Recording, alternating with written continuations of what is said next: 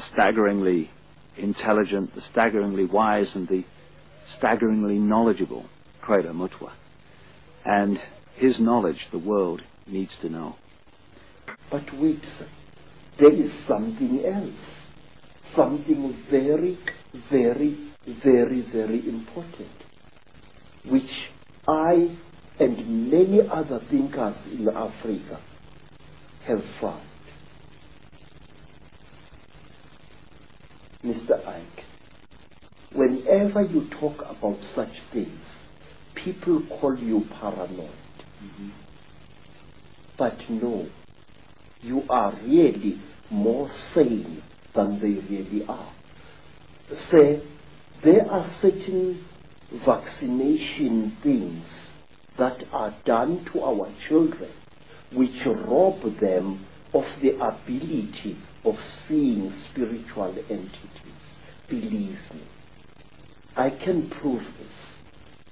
In Zululand, we were sometimes called before our chiefs, our Inkos, and we were told that there is a great smallpox coming to the land and that all children must be vaccinated.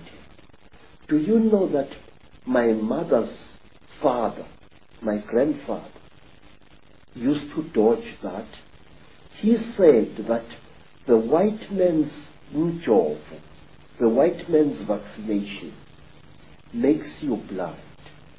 And if you are to look after my cattle, you must not go to the trading store to get your vaccination. But wait, the school inspectors used to come into the land and check each child for signs of vaccination or lack of it. Now, do you know what we used to do, Mr. David? Our grandmothers used to give us great pain in order to save our spiritual eyes.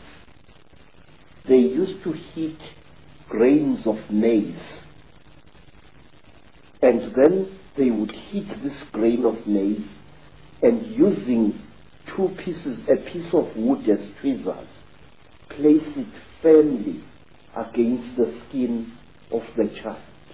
So when the school inspector came, he saw these blisters and assumed that the child had been vaccinated, but in fact it had not.